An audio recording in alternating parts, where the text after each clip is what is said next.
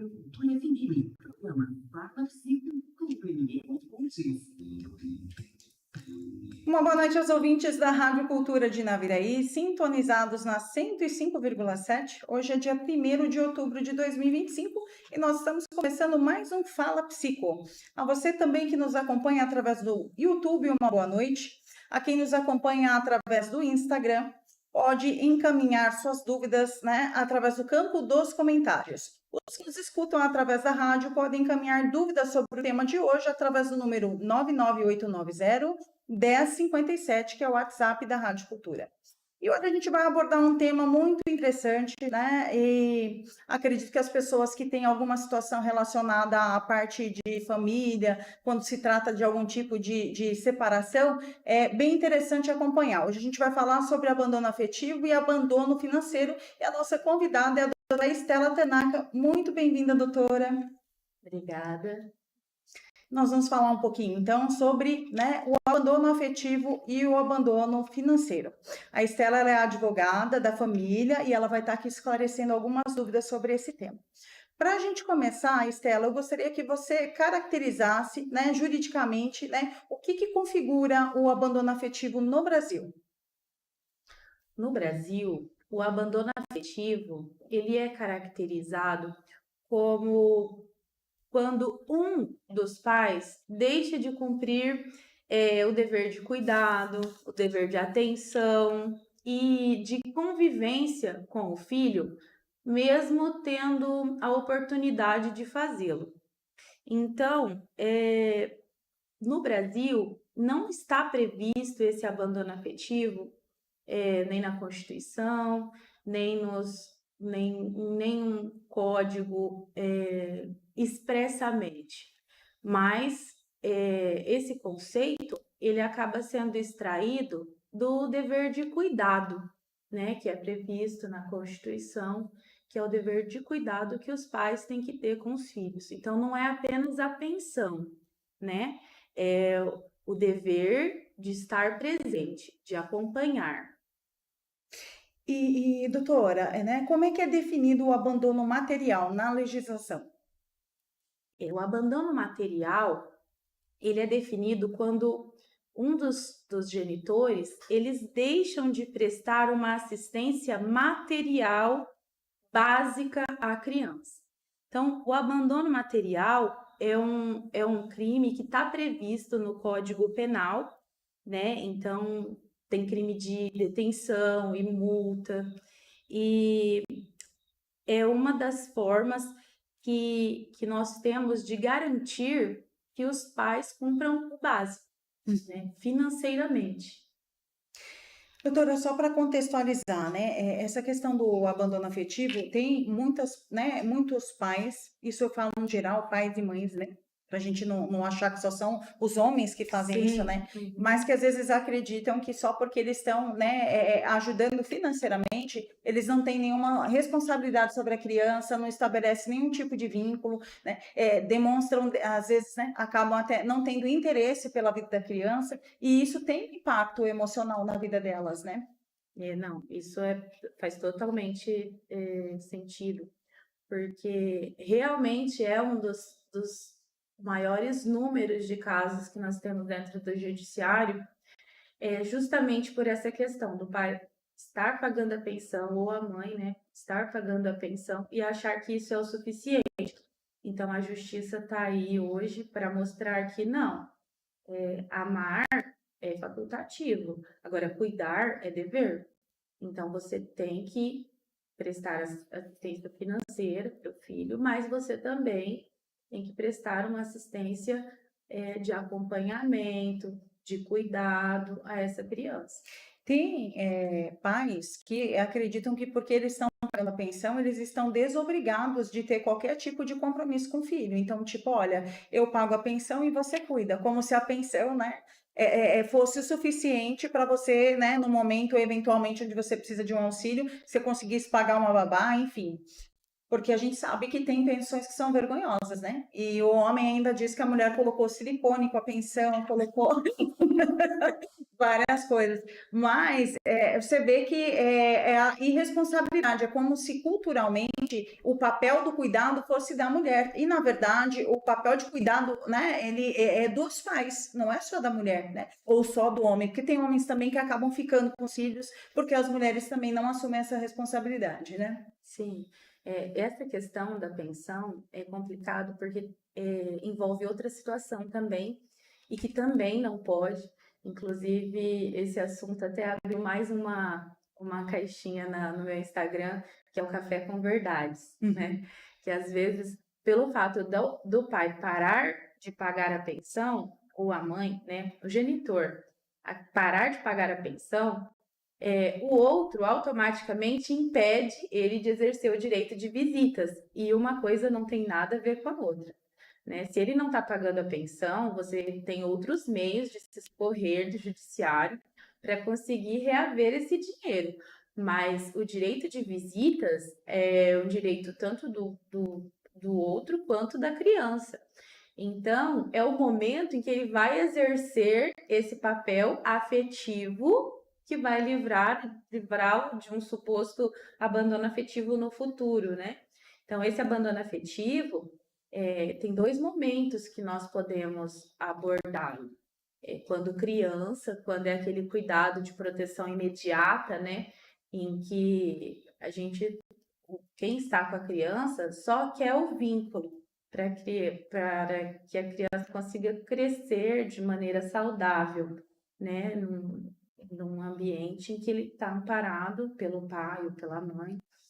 E em outro momento, lá no futuro, depois de adulto, quando essa pessoa percebe o impacto negativo que a ausência daquela figura, tanto paterna quanto materna, fez falta na construção do próprio eu, né?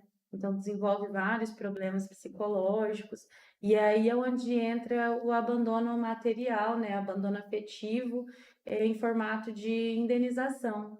Então, quando a gente está falando de criança, uma das formas de você reaver isso é por meio de ações judiciais, né? Para pedir o convívio, né? Fazer com que o pai não é obrigar a amar, mas tentar forçá-lo a conviver um pouco com a criança para que aos poucos ele vá construindo esse vínculo, né? Já depois de adulto, é quando essa situação já aconteceu, durante esse período não houve nenhuma construção, nenhuma tentativa, nenhum vínculo, e aí esse adulto ele fala, poxa, cadê meus pais, né? Por causa disso, agora eu sou essa pessoa frustrada, essa pessoa com diversos problemas, e aí é onde isso vira uma indenização por danos morais, que é como a gente ressarce isso no adulto. A gente que está dentro, né, do acompanhamento psicológico na clínica, a gente observa o quanto a rejeição, qualquer tipo de rejeição tem um peso muito grande na vida das pessoas, né? Ninguém quer sentir a sensação de ser rejeitado. Às vezes, num relacionamento, isso já afeta. Agora, você imagina o sentimento da rejeição partindo por alguém que deveria cuidar de você, né? Assim, os outros não têm esse papel, mas o teu pai e tua mãe têm, né? É verdade. E há diferença entre o abandono afetivo e a negligência parental? Sim, porque no abandono afetivo vem do afeto, né? Então a gente está falando de carinho, a gente está falando de presença, a gente está falando de apoio emocional. Já na negligência é a falta de cuidados básicos que não está acontecendo. Então, falta de cuidados em relação à higiene, à saúde. Isso é diferente do abandono afetivo, que no caso nós estamos falando apenas do emocional. A gente vai para um breve intervalo. Se você tem alguma dúvida sobre esse tema, envia para nós através do WhatsApp 67 99890 1057. E se você está nos acompanhando pelas redes sociais, pode encaminhar no campo dos comentários. Já já a gente volta com mais Fala Psico.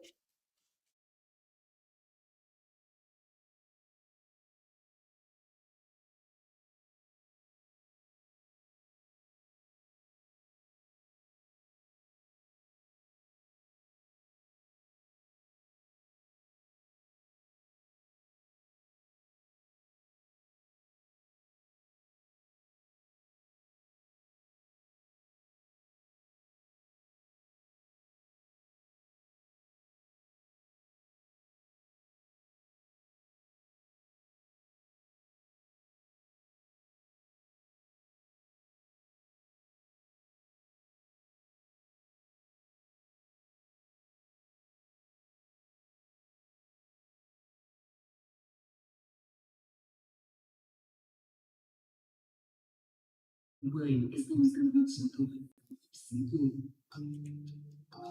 De volta com o Fala Psico, e nós estamos aqui com a Sueli, que ela mandou uma mensagem, ela quer deixar um recado para o irmão, que ela o ama muito e está com muitas saudades, que logo eles se verão.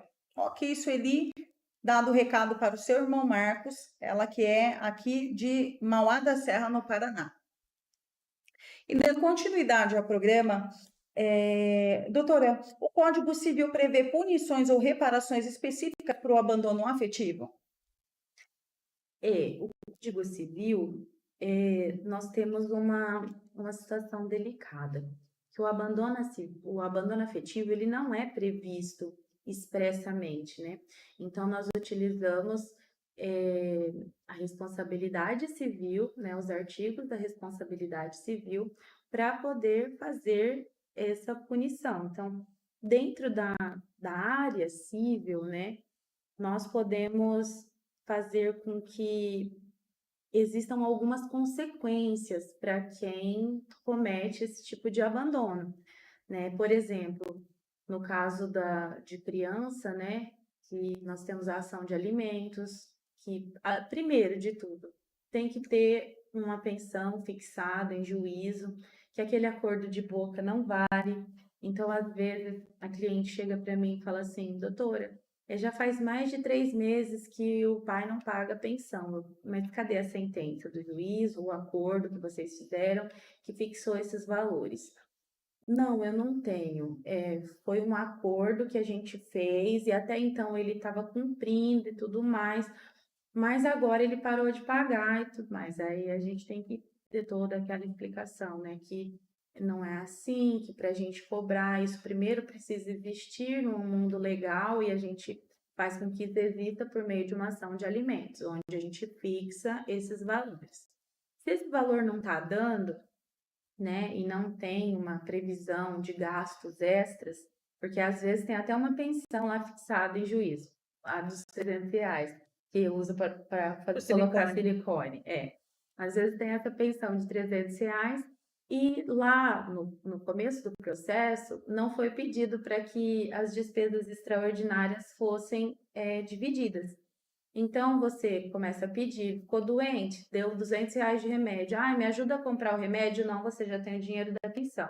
Ai, mas eu não tenho, então se vira. Se vira é ir atrás do advogado para pedir a majoração da pensão. Então, é outra ação que a gente pode rever esses valores também, né? E depois de fixada, depois de tudo certo, ele não está pagando a pensão, a gente pode entrar com uma ação de execução de alimentos, que é para cobrar esses alimentos que estão atrasados.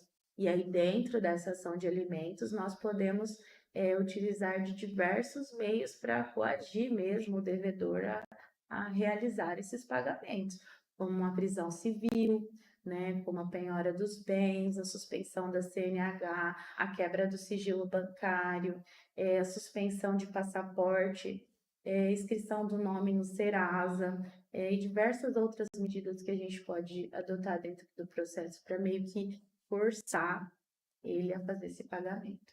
Doutora, quando a pessoa ela é presa pela falta do pagamento, ela cumpre ali um período de prisão, quando ela só sai mediante o pagamento ou zera a conta e começa tudo de novo? Não, nenhuma das duas. Muita gente acha que quando vai preso, zera, é como se tivesse pagado a pensão. E não, você vai preso, você fica preso por até 90 dias, né? E quando você sai, você continua devendo. Só que aí a forma da gente cobrar isso depois, dentro do processo, continua da mesma forma. Então, não é porque foi preso que vai deixar de pagar. Pelo contrário, durante esse período já venceu mais 3, né? Ficou 3 meses pago, então 3 meses preso, então vai ficar 3 meses sem pagar. Então tem mais 3 rodando, a gente vai virando uma bola de neve. E aí é o interessante, porque quando a mãe entra na justiça para cobrar a pensão, tem toda uma sociedade que julga, né, essa conduta. Ah, se você tem condições porque às vezes realmente a pessoa tem condições de bancar o filho por conta própria, Mas a gente não está falando de condições de quem pode e quem não pode. A gente está falando de um direito da De criança obrigação, né? de ser assistida, né? De uma obrigação parental, né? Que de um dos dois, essa obrigação ela tem que ser cumprida. E lá no futuro, o fato de você estar cobrando isso e a pessoa simplesmente não tá nem aí, é considerado para configurar um abandono material. Esses processos são usados como prova numa futura ação de abandono material. E quais são as consequências legais para o pai ou para a mãe, né, que pratica esse abandono material, doutora? Então, as consequências legais, a gente pode pensar em três esferas aí. Na cível, como eu havia falado, tem a ação de alimentos, a revisional de alimentos, na execução, né, onde pode pedir penhora, pode pedir a prisão, né, pode pedir a suspensão de vários documentos. E na esfera criminal, nós temos o abandono material, que a pessoa que cometer isso pode ficar de 1 a 4 anos presa, mais a multa, né? E dentro do próprio direito de família, essa situação ela pode fazer com que a pessoa perca ou tenha a suspensão do poder familiar, né? De autoridade sobre a criança. E existe alguma possibilidade de indenização em casos do abandono afetivo? Você chegou até a comentar sobre a questão dano moral? Então, é que especificamente dentro do código nós não temos essa previsão. Então, a gente usa os artigos da responsabilidade civil para pedir isso, que é o que fala que quem causa dano a outrem, ainda que por omissão, tem o dever de reparar. Então, assim, o STJ, ele até já reconheceu isso em uma ação lá em 2012, quando chegou esse tema para eles analisarem, e lá no julgado foi muito enfático a frase, né, de amar é faculdade, mas cuidar é dever. A ministra usou isso para fundamentar o pagamento de indenização por danos morais em razão do abandono afetivo. E me surpreende às vezes que os pais não tenham noção do impacto que eles causam através desses comportamentos, né? Dessa desresponsabilização ou de repente entender que isso, porque a gente sabe que tem influência mesmo da cultura, né? Que culturalmente as pessoas veem como cuidado a mulher e na verdade quem tem obrigação para esse cuidado são os dois. Sim. Né? E a mulher ela não tem alternativa muitas vezes, né? Ela realmente ela tem que abraçar, ela tem que cuidar e ela, né, tem que abrir mão às vezes de um estudo, de alguma coisa, porque ela tá ali 100% responsável por aquele filho, porque ela não tem com quem compartilhar a responsabilidade. Essa situação é muito característica das famílias que se rompem, né?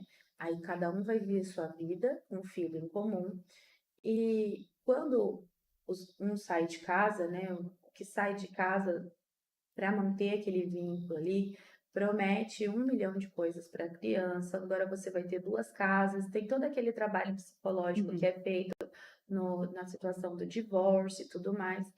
E quando uma das pessoas começa a reconstruir a vida, a primeira pessoa que paga por isso é o filho.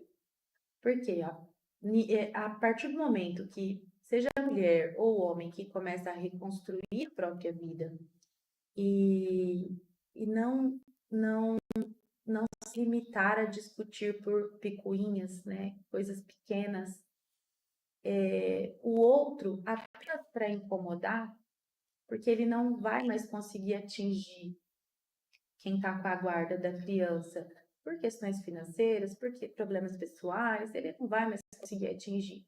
Então, ele vai começar a utilizar a própria criança para punir de novo quem está com a criança. Então, começa esquecendo uma apresentação da escola, que seria uma apresentação importante, começa a esquecer os dias de visita, começa a esquecer aniversários e o esquecimento começa a tomar conta da vida dessa criança, e isso vai mudar radicalmente a opinião dela sobre algumas coisas. E muitas vezes a mãe, né, ou o pai que está com a criança, não sabe lidar com isso, porque, nossa, realmente, seu pai te esqueceu de novo. Então, só fomenta aquele sentimento de que Abandono. abandono, que é muito ruim para a criança crescer com essa situação de ele não gosta de mim, ele não quer mais a minha presença, ele me abandonou, entendeu?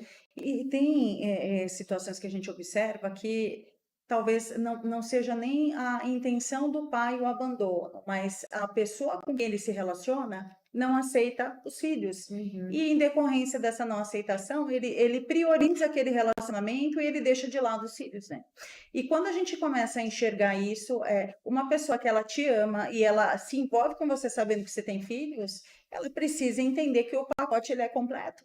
Não há um pacote pela metade. Aí a pessoa começa a impor condições para que você tenha, né, contato com seus filhos. Olha o impacto e o prejuízo que você vai trazer para a vida deles, né? Por conta de uma pessoa, porque relacionamento, né, não é para sempre. Relacionamentos, eles têm culturas. E olha o preço que você vai pagar por conta de um relacionamento que você nem sabe se vai dar certo. Né? Uhum. De perder ali o convívio com teu filho e às vezes a hora que você for procurar por ele, que ele já é um adulto, ele depende de você. Exatamente, isso impacta até depois, No cuidado. lá no futuro, quando o pai precisar do filho, porque é um ciclo, né? Sim. Agora o filho precisa do pai, mas lá no futuro é o pai que precisa do filho, né? É um ciclo. E esse abandono, essa ausência já está sendo considerada nos tribunais em decisões que falam sobre herança, né? Porque muitos pais que somem, às vezes os filhos conseguem se dar bem na vida, construir um patrimônio e tal, e lá na frente, lá no futuro, aí o pai simplesmente aparece, oi, cheguei, quero ser pai, quero ser vô, Ai, que né? orgulho que eu tenho de você, né? É, que Aí orgulho. nessa hora tem orgulho, tem amor, tem admiração, tem tudo, mas cuidado nunca teve, né? E aí, às vezes, ele ainda aparece antes para tentar forçar essa aproximação. Mas às vezes é só no inventário do filho que faleceu por algum motivo, né? Ou alguma coisa aconteceu com que ele tenha que aparecer para abdicar, né? Para requerer algum direito. Então ele entra já no processo querendo algo que ele nunca forneceu para o filho, né? Numa ação recente, né? O filho morreu, o pai ausente. Aí no inventário do filho, o pai apareceu para o advogado querendo a parte dele, da herança. Mas os netos nem conheciam o avô. Uhum. Quem é você? Entendeu? Essa situação já está sendo considerada pelos tribunais. E se você não apareceu até agora, o que você quer? Do Você não patrimônio da. cumpre a sua obrigação e depois você acha que você tem direito a É, alguma coisa, né? As coisas, elas estão atreladas, elas vêm da sua responsabilidade, né? isso os tribunais já estão analisando também. Nós vamos agora para mais um breve intervalo, já já a gente retorna com mais Fala Psico.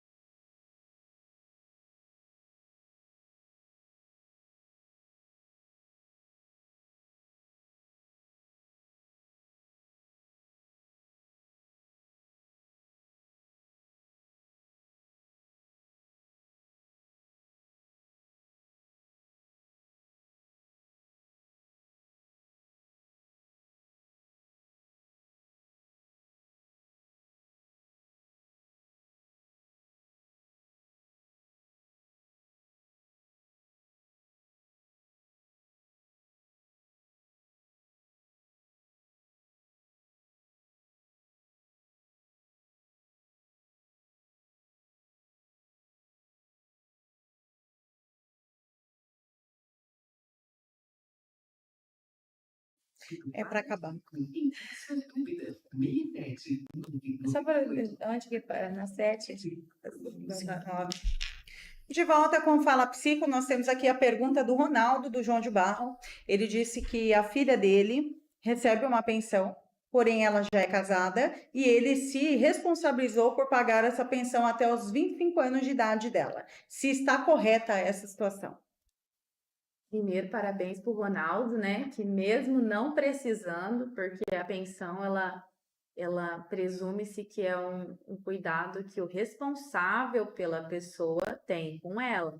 Então, se ela é solteira, o responsável é o pai, é a mãe. A partir do momento que ela casa, é o marido que é o responsável. Então, não tem mais a necessidade de continuar com essa pensão, né? Então, ele poderia muito bem procurar um advogado e fazer a exoneração dessa pensão, né? Para que ela não precisasse mais do apoio dele. Mas ainda assim, ele continuou pagando até os 25 anos. Não sei se ela estuda ou não, porque se ela estudar, né, enquanto ela estiver estudando, ele tem que continuar com a pensão.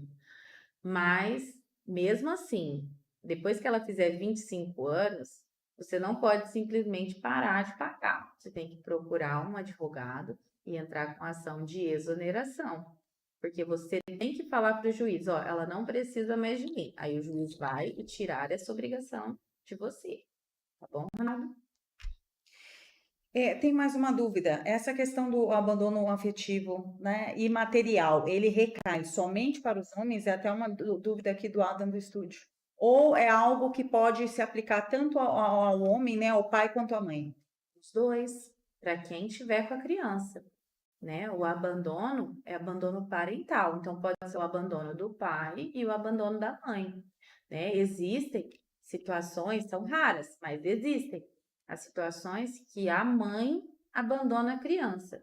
E às vezes abandona a criança até com outra pessoa que não seja o pai, abandona com a tia, abandona com a avó e vai viver a vida dela. Por algum motivo, aquele momento ela não estava preparada para ser mãe, ela abandonou as crianças ali. E aí, nesse meio tempo, quem acaba exercendo esse cuidado é o pai, né? E quando o pai construiu a vida, se organizou com as crianças, essa mãe, ela chega querendo as crianças novamente. Nisso, as crianças já são grandes, né? Já optam por não ficar com a mãe. E quem cuidou foi o pai, né? E essa mãe simplesmente sumiu e agora apareceu. Então, existem casos assim também. Que tem pessoas que elas recorrem a esse direito porque elas também querem a pensão, né? Querem pensão, querem Bolsa Família, querem os benefícios que os filhos podem oferecer, né? Depois do filho adulto, que é o salário do filho, né? Que é morar com a filha, que pode já ter casado e ter constituído uma nova família, que é os benefícios, né? Colher os frutos da maternidade que ela não exerceu. E é difícil você, às vezes, julgar uma pessoa dentro de uma condição dessa, não digo, né, da mãe e do pai, mas assim, o filho que foi abandonado, porque ele não tem nenhum tipo de vínculo com essa pessoa. E aí, às vezes, as pessoas ficam cobrando, mas é seu pai, mas é sua mãe, mas ok, mas ele exerceu esse papel, porque a gente tem com as pessoas aquilo que a gente constrói. E se você não construiu isso, como é que você vai outra?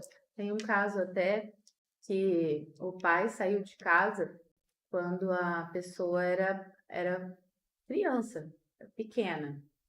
E ele simplesmente saiu para viver a vida dele. E aí a mãe casou e o padrasto começou a exercer a função de pai. E durante toda a vida, o padrasto era o pai. E essa pessoa chamava o padrasto de pai. Chegou o momento do casamento. Quem entrou na igreja? Padrasto. E agora, depois de adulto, o pai começou a dar trabalho. E aí o pai mora sozinho, uma cidade aleatória, numa cidade que não é a cidade de nenhum dos filhos, e a sociedade começou a cobrar dos filhos o papel de filho, né? Ah, vem aqui socorrer seu pai, ó, seu pai tá assim, seu pai tá assado. Seu pai precisa de você, tá, mas e durante a minha vida toda que eu precisei dele e ele nunca apareceu, agora que ele começou a dar trabalho, aí a sociedade está exigindo que eu seja o filho. Então, assim, é uma coisa que acaba sendo até um pouco injusta, né? Porque, por exemplo, nesse caso não aconteceu, mas ela poderia ter tirado o nome do pai da certidão de nascimento e colocado do padrasto, porque foi a paternidade socioafetiva, né? Foi uma paternidade construída. Ah, mas como não foi isso, o nome dele tá na lista, tá na certidão de nascimento daquela pessoa. Então, sim, ela tem essas obrigações legais. São situações, né, onde existem todas essas cobranças, mas ter o olhar de humanidade, porque às vezes a pessoa ela faz não é pelo vínculo, ela faz por caridade. É, Porque ela faz porque ela entende que é para outro ser humano. Mas não é porque ela tem um vínculo, ela se sinta obrigada àquilo. Porque não tem intimidade. A relação, né, familiar, ela é constituída da intimidade, de você ter abertura, de você, né, sentir algo por aquela pessoa, ter um tipo de admiração. Você vai sentir admiração por alguém que te abandonou, que te rejeitou, que não se importa, que não liga no aniversário, que não faz questão de saber que você existe. Então, são todas condições que acabam realmente comprometendo todo o vínculo, né? E é difícil você vir cobrar uma coisa que você não fez, em todos os sentidos, né? Materiais e afetivos. E quais são os tipos de provas, doutora, né, que costumam ser aceitas para comprovar o abandono afetivo em processos judiciais? as provas geralmente são as provas comuns dentro de processo, né? Prova testemunhal, é prova documental. Mas nesses ações tem uma peculiaridade interessante, que é o quê? É você pegar relatos de familiares dessas situações que acontecem ou que já aconteceram, né? Deixar sempre alguém avisado, né? Olha, ele não foi na apresentação do Dia dos Pais, meu filho apresentou para ninguém.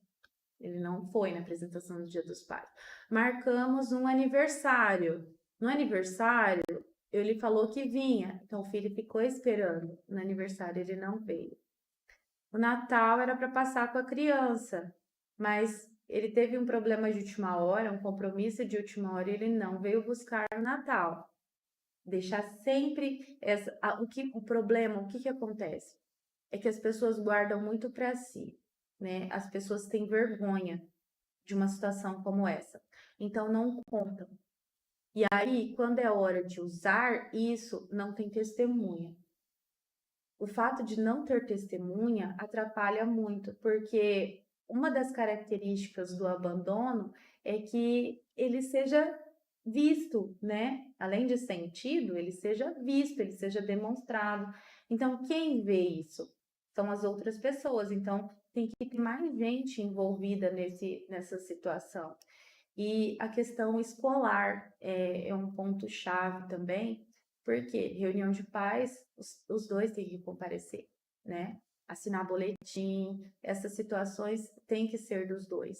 Se só um está fazendo isso, pede um relatório na escola, e a escola ela tem que fornecer esse relatório de ausência paterna ou materna do responsável. A escola tem que fornecer esse documento.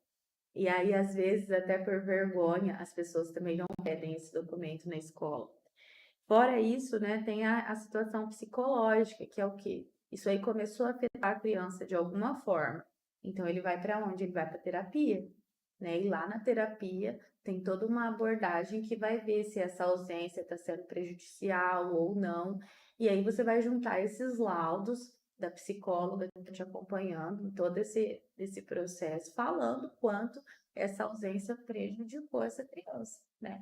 E socialmente, né? Que através dos relatórios emitidos pelas assistentes sociais dos colégios, né? Eles vão fazer um estudo social do caso e vai juntar no processo. Então, é através de perícias e laudos que o juiz vai formar o convencimento dele, aliado às testemunhas, né, que você levar, aos relatórios da escola que você apresentar.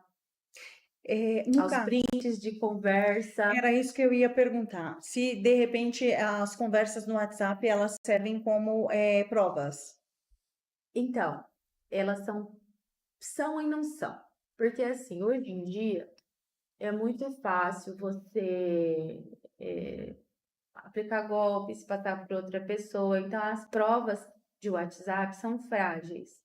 Então, dentro de um processo, para ela ser considerada, tem todo um passo a passo que você tem que fazer com aquela conversa do WhatsApp ali, para você poder juntar aquilo no processo. E ainda assim, o juiz vai analisar com cautela o que você escreveu. Para que ela seja válida como prova mesmo, aí você tem que levar toda aquela conversa num tabelionato, num cartório, Para transcrever. né? Ele vai transcrever por meio de uma ata notarial. Esse documento é caro, é muito caro esse documento. Então, assim, pouca gente faz. Mas ainda assim, se você não fizer isso, mas se quando você tirar o print daquela conversa, você apagar o nome da pessoa dos contatos, para mostrar que é o contato daquela pessoa, que é um número real, né? Tirar um print onde tem a foto daquela pessoa, situações que caracterizem que aquele é um WhatsApp confiável, você pode juntar. Isso vai ajudar no convencimento do juiz, mas não é uma prova. Para ser prova é só se virar uma ata notarial. Eles fazem às vezes o backup da conversa. Esse backup ele vem com o número que envia a mensagem, o número que responde. Fica ali como se fosse uma transcrição mesmo. É válido também? Então, não. Por quê? Porque eu posso digitar no Word aquele documento, entendeu? Por isso que é mais fácil você tirar o print de tela para mostrar que ela tem a hora certinho, o número que está enviando, mostrar que aquele número é enviado, ele recebeu mensagem de outras pessoas naquele número, você sempre conversou com ele por aquele número ainda está ativo. Uhum. Então, isso são indícios de que aquele número é real. Então, aí sim ainda pode ser, mas para considerar mesmo é só como ata notarial, que é esse documento feito no cartório. Sim. E o abandono afetivo ele pode influenciar em processo de guarda ou regulamentação de visitas? Sim, é aquilo que eu te falei, né? É, esse processo, ele vai mostrar que os pais não estão presentes na vida do filho. Então, se ele não está presente na vida do filho, como ele vai querer a guarda, né? Começa por aí. Você quer a guarda de alguém que você não tem contato? Por quê? Aí levanta N questões, né? Ah, é porque a pensão está muito alta, eu prefiro que ele more comigo. Ok. Então, entra o processo, e aí lá no processo tem um processo de abandono afetivo, abandono material rolando. E aí o juiz vai olhar e vai falar assim: ah, mas não teve presente até agora. Então, por quê? Então começa uma investigação e aí às vezes até rola outro processo, né? Porque tá mentindo por alguma forma, né? Ou se foi o que aconteceu essa semana. É um processo que ele vai falar: não, eu quero a guarda porque eu ganho mais, posso dar maiores condições de vida pro meu filho. E, e depois aí chega no advogado, é um prato cheio para advogado, porque ele já mostrou que ele ganha mais, ele já mostrou que ele pode dar melhor condição pro filho, então o que que o advogado faz?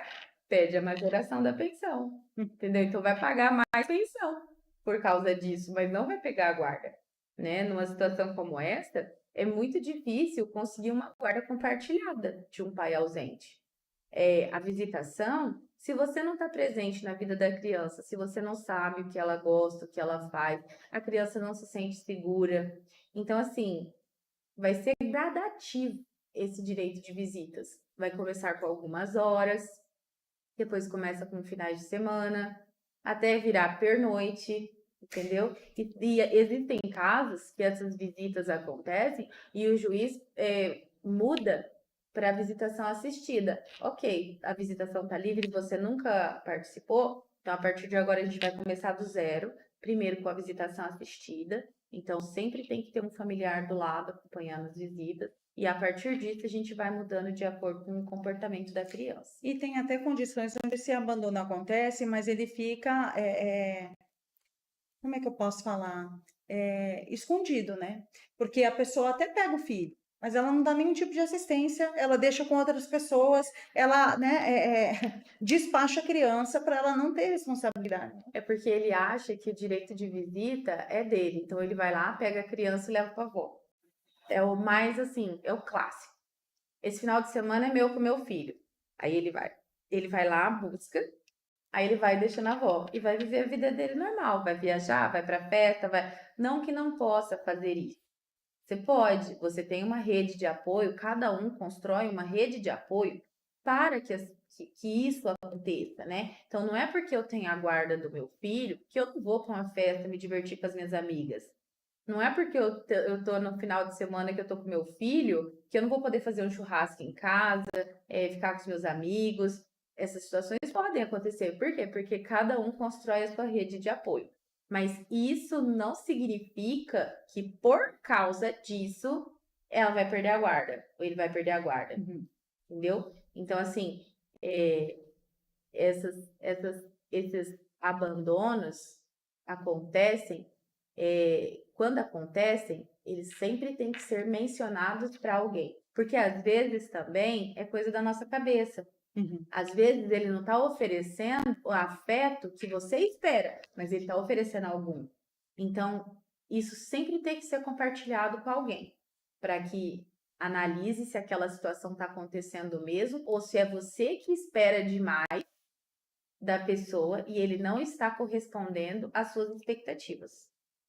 Nós vamos para o breve intervalo e já já a gente retorna para o último bloco do Fala Psico. Se você tem alguma dúvida sobre esse tema, manda que ainda dá tempo.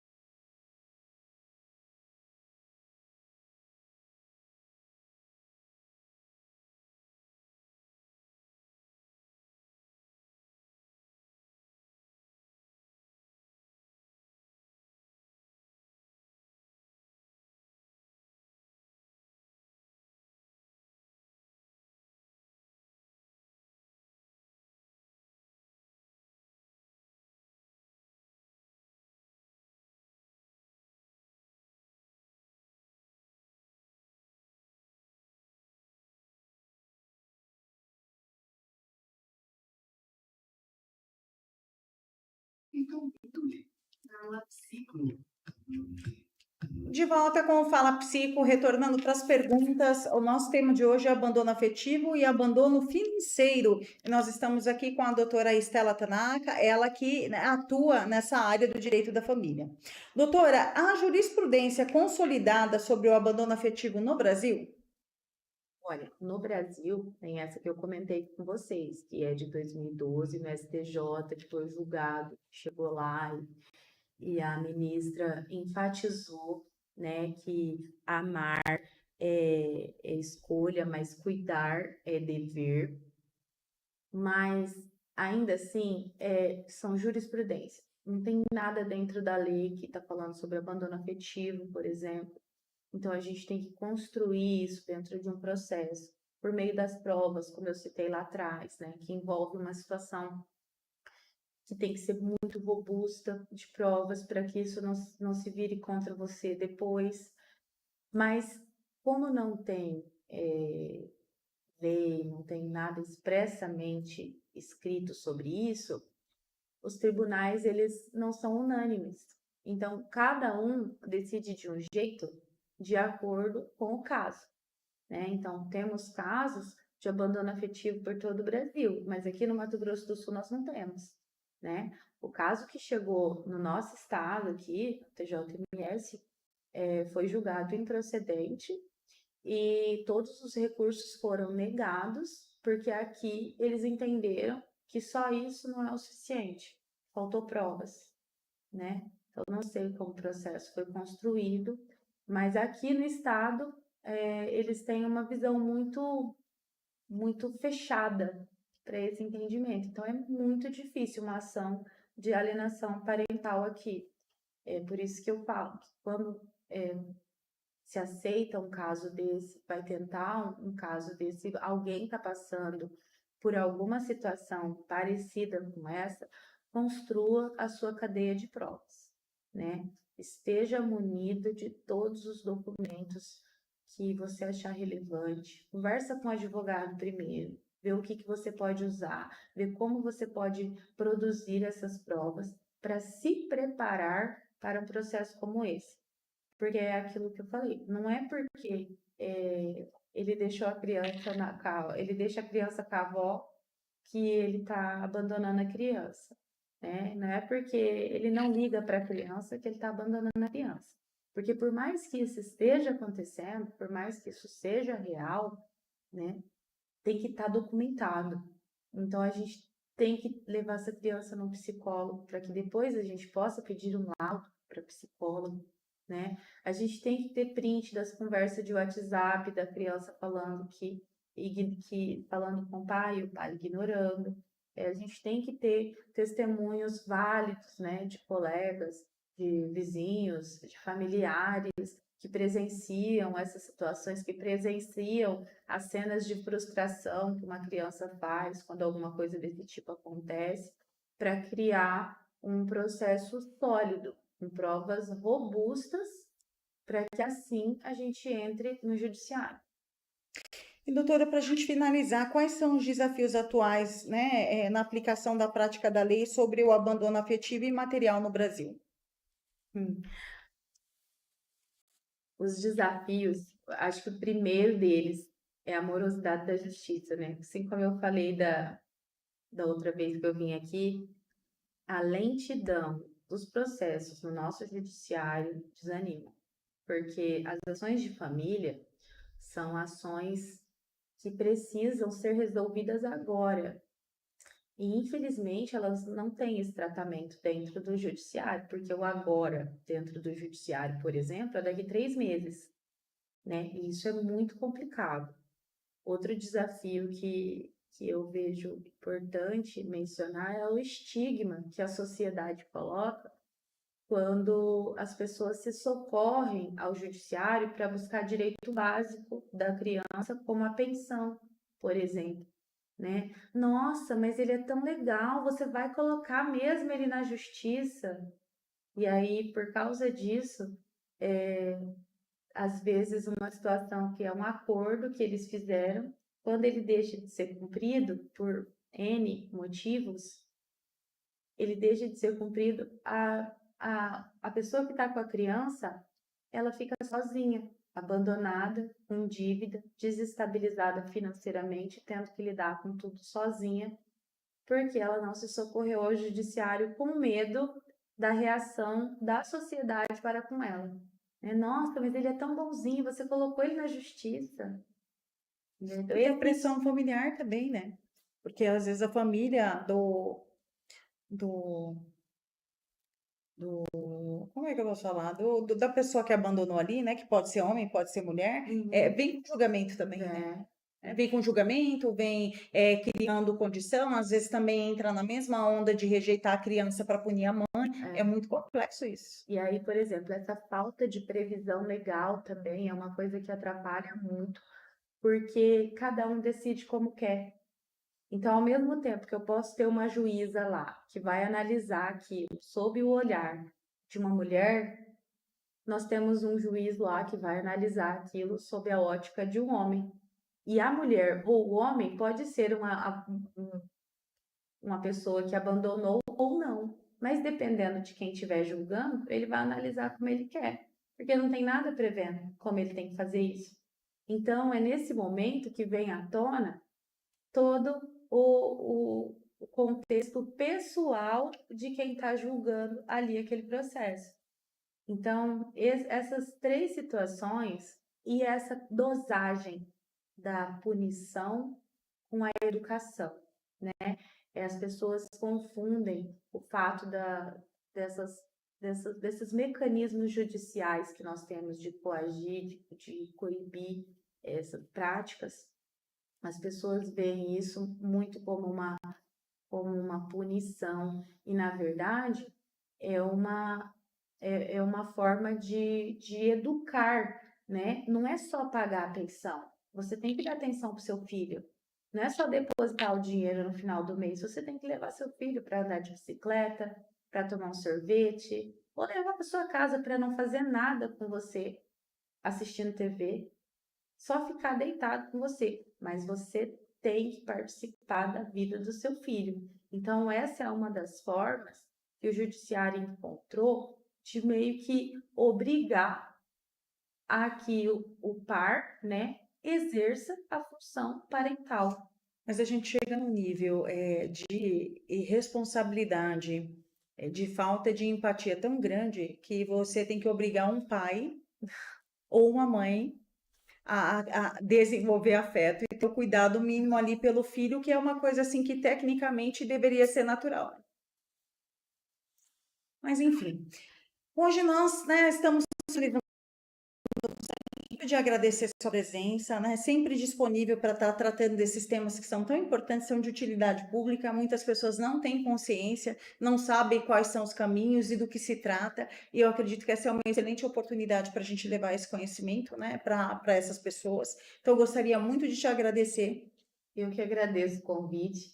É sempre bom poder mostrar, né, que a informação pode fazer você mudar seus caminhos. Uma boa noite para vocês que nos acompanharam até aqui. Mais uma vez, agradeço, doutora. Semana que vem a gente tem mais Fala Psico, né? Desejo a vocês uma ótima noite. Agradeço aqui o pessoal que nos deu suporte aqui no estúdio, né? Ferreira e Adam, e também a Thay, né? Muito obrigada. Ótima noite, excelente finalzinho de quarta-feira e até a próxima semana com mais Fala Psico.